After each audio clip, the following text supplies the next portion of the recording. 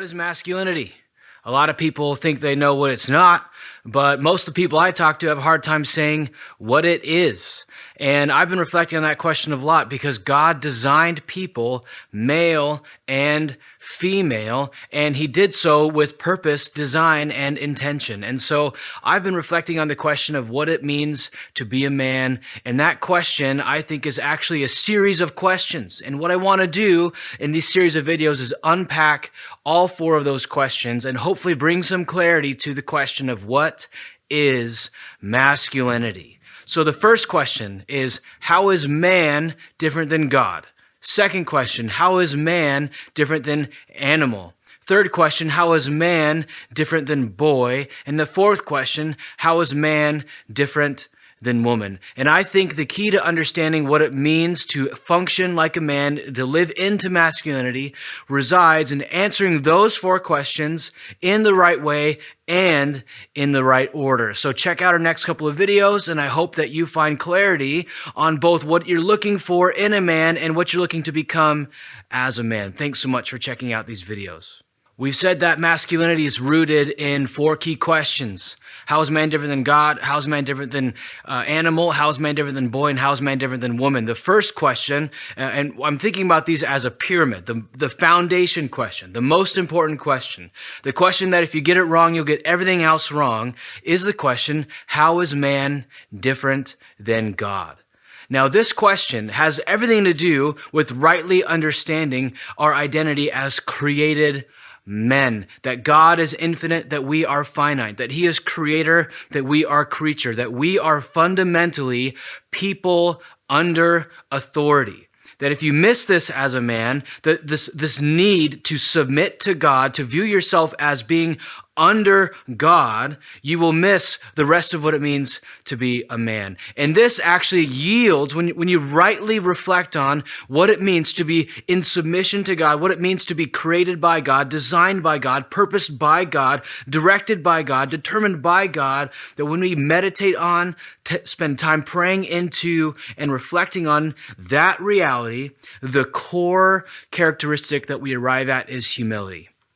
Humility before God looks like gratitude, it looks like submission, it looks like following, it looks like listening, it looks like curiosity. Not only that, but there's humility before the rest of creation, humility before the rest of humanity. And Philippians 2 talks about how the mind of Christ, which is humility, leads us to consider others more significant than ourselves. Any vision for what it looks like to be a man in God's creation, any definition of masculinity that doesn't begin with this foundation of submission to God and consideration of others, which we're calling humility, will miss the mark of what God is calling us to be like as men. If you're trying to reflect on becoming more masculine, reflect on living into your maleness as designed by God, the first place you need to start is laying a foundation of humility before God and other people.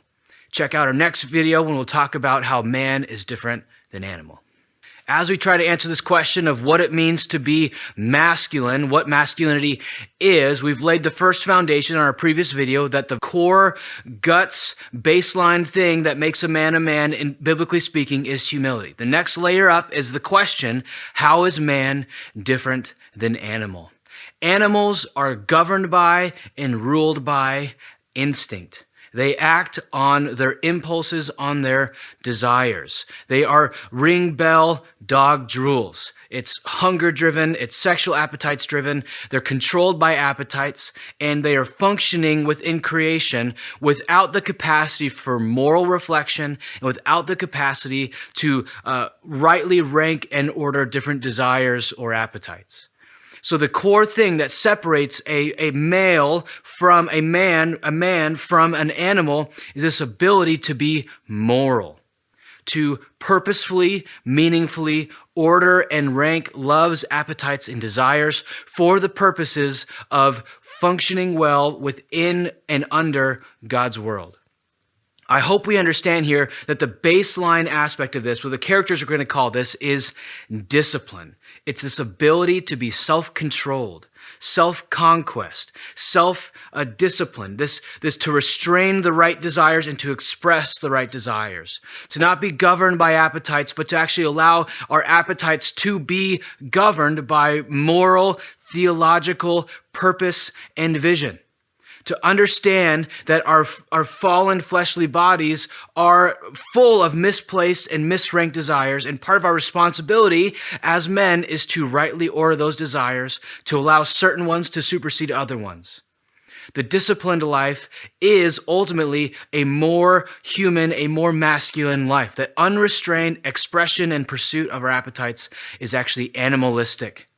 If you look up or start Google searching, what does it mean to be masculine? What does it mean to be a man? You start seeing animals about becoming a beast and getting into your more nature. And I'm telling you that becoming beastly is subhuman. That actually being greater than the animals, the apex of creation, is part of what we as men are called to do, is to live disciplined, purposed lives. That if we don't do that, we're acting like animals. So we have a foundation of humility. The next layer up is discipline. The third question we're going to ask is, how is man different than boy? Check out our next video. We're reflecting on what it means to be masculine. What is God's design for masculinity? And that baseline layer is submission to God, consideration of others, humility. The next layer up is the pursuit of self-restraint, self-control, not being ruled by instinct. It's the disciplined life. It's the aspect of discipline.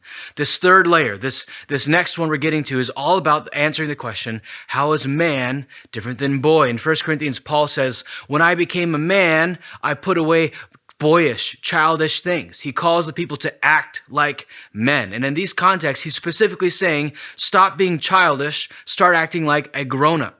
The difference here between little children or children and men or adults is this capacity to be self-responsible, to take care of yourself.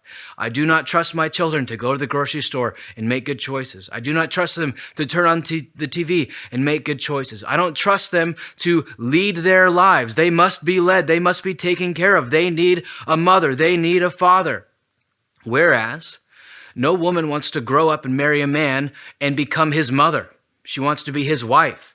And what I mean by that is she doesn't want to have to take responsibility for him. She wants him to be able to take responsibility for himself, that you must lead yourself more than you lead anybody else. This is responsibility, the capacity to take care of yourself and to be able to do so to the degree that you can then take care of others. This involves self-regard. This involves vision. This involves prioritization. This involves wellness. The capacity to take care of others and take care of yourself is responsibility, to be trusted with tasks by God. And so, especially if you're a younger man, but especially as you get older, the absence of responsibility is the presence of boyishness.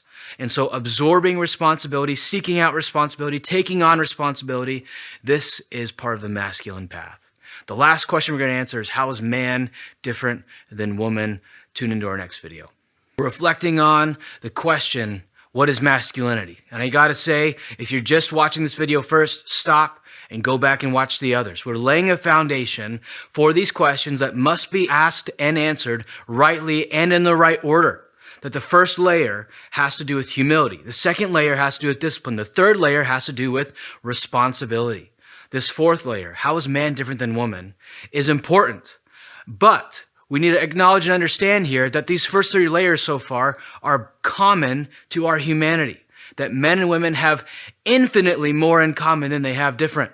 That when Adam sees Eve, he says, bone of my bone, flesh of my flesh, sameness.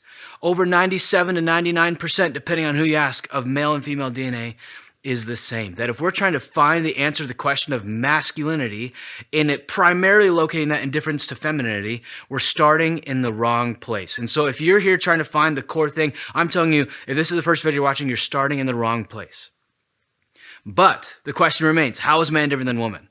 This begins in utero, pre-birth. The thing that separates the development of babies in the womb from becoming male versus becoming female is the presence of and the dump of a testosterone wash.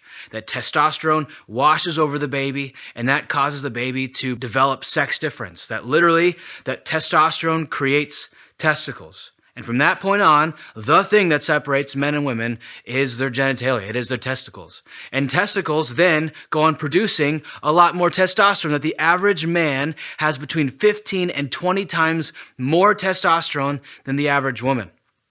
This is by God's design. God created that hormonal difference. God created that biological difference. The question is why?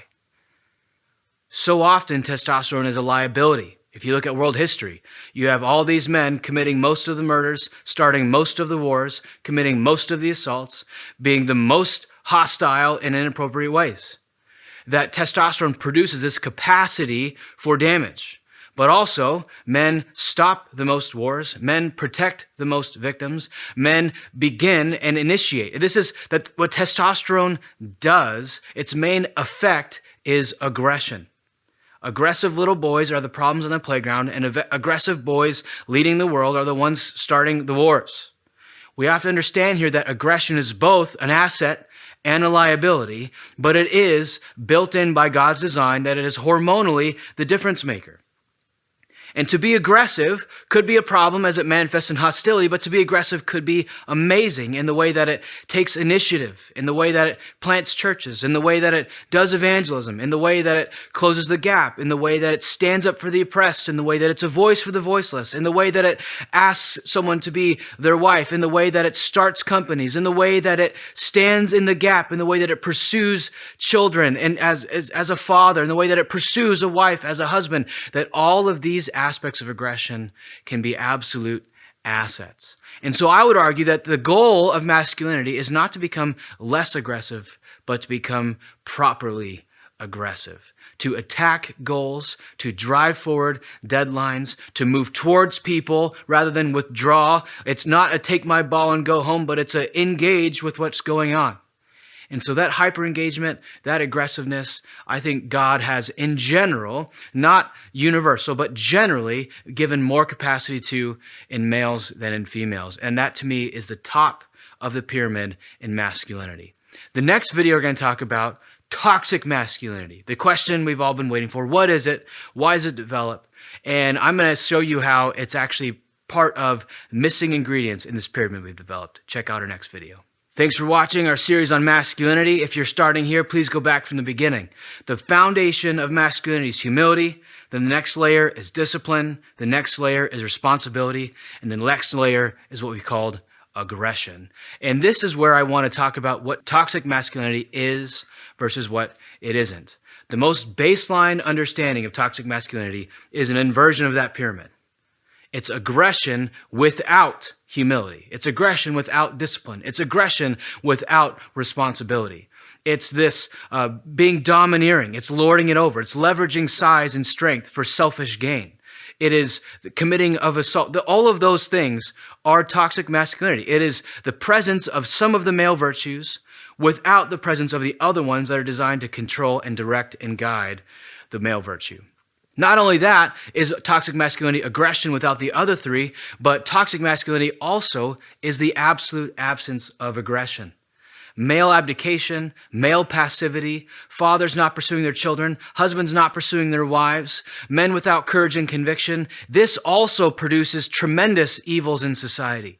And the wounds that I have to unpack with people, there's many that result from male aggressiveness devoid of the other virtues, but there's also many that arrive from the absence of the initiating, pursuing, assertive male presence from a father or a husband or a brother. And so toxicity might look like hyperaggression. It might look like the absence of aggression. But most basically, what we're pursuing here in biblical masculinity and godly masculinity is holy aggression. That is aggression that is one sliver, that is the tip of the iceberg, that is built on the foundation of humility, discipline, and responsibility. And so what I'm calling us to do as men is to pursue a life marked by holy aggression, that we would not be toxic because we're absent or toxic because we are not controlled by the primary virtues. But let us live into our humanity, live into our masculinity, and celebrate the fact that God has made us men. Thanks for watching.